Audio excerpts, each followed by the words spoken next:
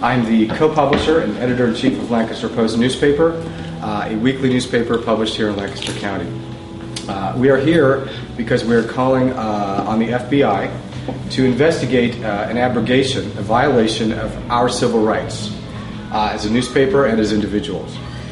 This really began over the weekend when on Thursday we normally print about 10,000 copies of our newspaper, and on Friday we received many emails and phone calls that people were unable to find our newspaper at the normal places at Turkey Hill. We have a contractual obligation, contractual relationship with Turkey Hill to distribute our newspapers there. So we heard from lots of people they couldn't find the newspaper at Turkey Hill. This concerned us as this is our 8th week of publication, and if people can't find our newspaper, it's obviously a very important matter to us. We replenish the newspapers at Turkey Hill on Friday and Saturday. Normally we have a person who does this, but we were so concerned that Ron Harper, my co-publisher and news editor of Lancaster Post, went out personally to replenish the newspapers. On Sunday morning, I also personally went out to check. The newspapers were gone. And of course we were very concerned about this. And Sunday happened to be Mr. Harper's son's 21st birthday. But he's also one of the best investigative reporters you'll know. And Ron, it occurred to him that he could find who did this. He could nail the person because they were systematically, it appeared to us, going out. Well, in fact, he did.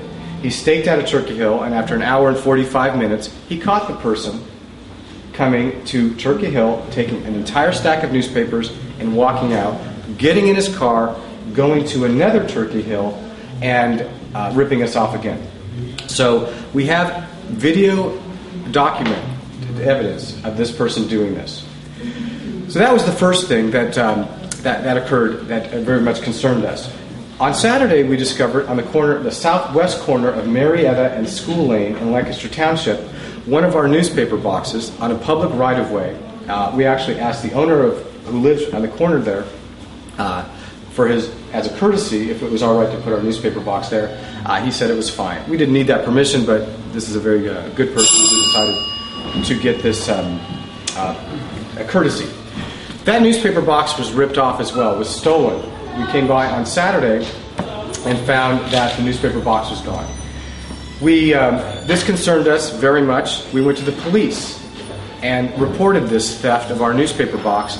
And we were struck by the non-responsiveness of Lancaster Police. They didn't act like it was an important matter when a First Amendment violation like this occurred and a theft occurred. So now we're on Sunday. These things are kind of revolving around, I guess, our last issue that we published. On Sunday, or yesterday, Tuesday, Ron decided that we needed to put our box back up at this location, but we wanted to secure it this time. So what we did, we met on the southwest corner of School Lane and Marietta Avenue on a public road and parked our vehicles there. Now, Mr. Harper set up his camera so that he could videotape the entire encounter. So he framed it such. So we walked across the street, installed our newspaper box, and chained it.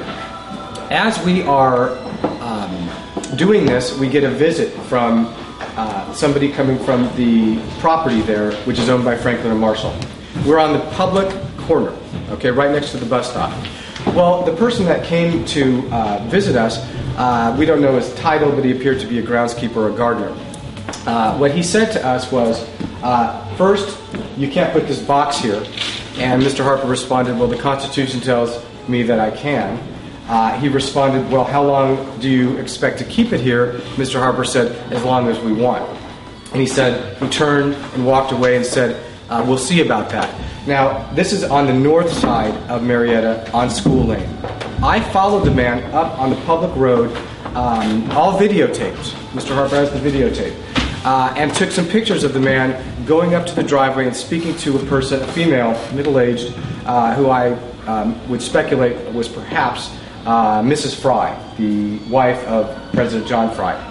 Well, I took a couple of photographs, and as I was coming back, heard sirens.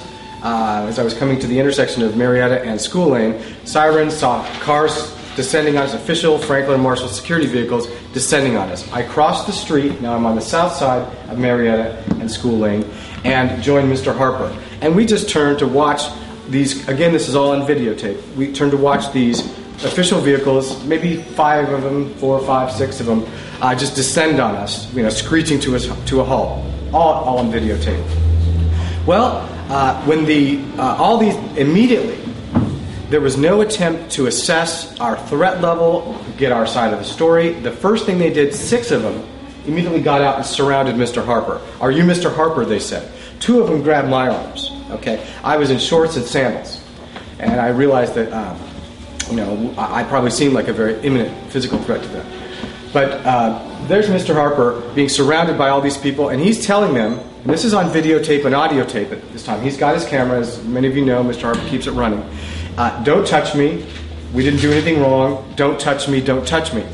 On the videotape, you see what's his name? Ed Carroll, Sergeant Ed Carroll of the F&M Security Force literally say, "Am I on camera? Am I on camera? Don't film me." And grabbed the camera and ripped it out of Mr. Harper's hand. I, at this time, at his behest, was taking photographs of the uniformed officers and them accosting Mr. Harper, literally grabbing his camera. As I was doing that, one of the officers took my hand and took my camera and threw it on the hood of the car, and took my camera, confiscated my camera. They had already come. Now, this is the most disturbing part to me personally, and to Ron physically and constitutionally, to both of us. 4 of them took Ron Harper and threw him to the ground face first. Mr. Harper has a back condition from a vehicle accident, so he's constantly in pain. And 4 of these people, and he, by the way, I heard him say, "I'm not resisting. I'm not resisting." I heard this several times, and he wasn't resisting. He was a newspaper publisher, and 4 of these guys threw Ron Harper to the ground face first. If WGAL's here, they have shots of his head right after that. Later that evening, there was still gravel in his head. They put their knee, well, at least one of them that I saw, and I'm watching this. My hands are there. Put their knee to the man's back. Okay, he's in pain and he's on the ground face first on a public road. Mr. Carroll instructed the 2 officers that were next to me, cuff him, meaning me, which they did, and they put me in the back of a car, squad car, whatever. During this time, Ron was on his stomach. They eventually pulled him up, and we heard, both of us, because we were in different cars, we talked about this, the president's here, and I could see in the rearview mirror that John Fry, in fact, was across the street, the president of Franklin Marshall College, overseeing this. We have both commented that it's kind of twisted irony that Franklin and Marshall College, Mr. Franklin was himself a publisher, as many of you probably know, and to have the press have its rights abrogated in full view of the president of Franklin Marshall College was something that really bothers us. And I'd like to say, finally, before I turn it over to Mr. Harper, that Ron Harper is the news editor of this publication and the co-publisher and my partner. He's also a friend of mine. And to watch a personal friend, a good guy, who has absolutely done nothing wrong, get thrown down for no other reason than publishing a story that the man across the street took exception to is despicable. And we fully intend to pursue all of the rights that were violated, whether they were our right to do business, our constitutional right to publish a newspaper. But this is something that we take very seriously, and that's all I have to say. Turn it over to Ron. Ron Harper Jr. is my name. I am 8th generation Lancaster Countyan. I'm a graduate of J.P. McCaskey High School, class of 82. Also graduated of Lancaster Bible College. My wife and our 5 homeschooled children live in Stevens. As many of you know me for my 8 years of my public personal interest, fifthestate.com. We launched Lancaster Post because I believe that Lancaster County really needed an alternative news source. You will notice conspicuously absent from our press conference today is anything noting that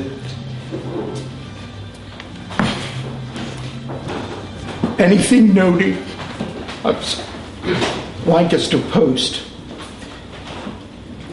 This very easily could be used as a great press event for us to get out our name. But that's not why I asked you here today. That's not why we said, please come down here.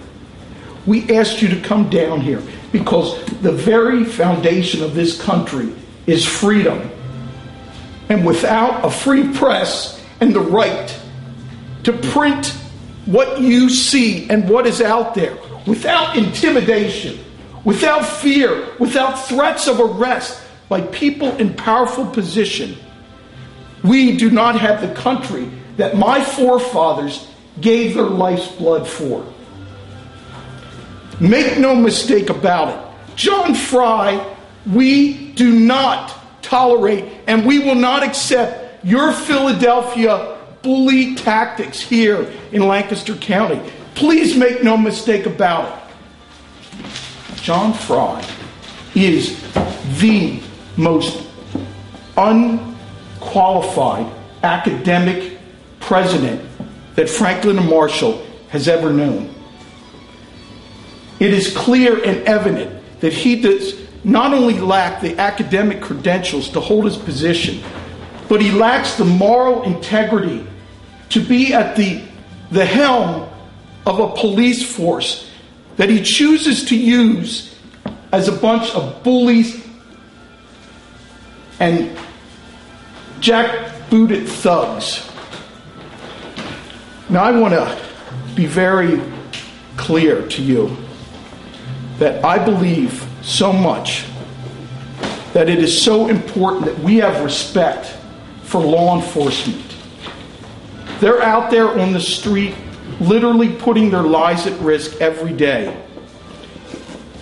When there are renegade police who will allow themselves to be used as these jackbooted thugs like this, we as a people who have given them, mind you, statutory authority to carry their gun in their badge and arrest people, we as a people must demand accountability when they have abused their authority.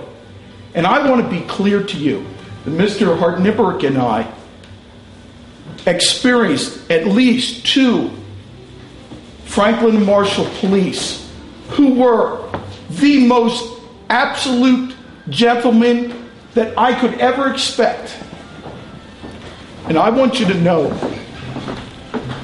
that when I'm sitting there in the midst of this, feeling the pain and the suffering that I went through, being held over 2 hours in a cell, I want you to know that those 2 gentlemen that were absolutely upholding the Constitution by treating me with respect and courtesy, those 2 gentlemen were a savior to me in that time of need.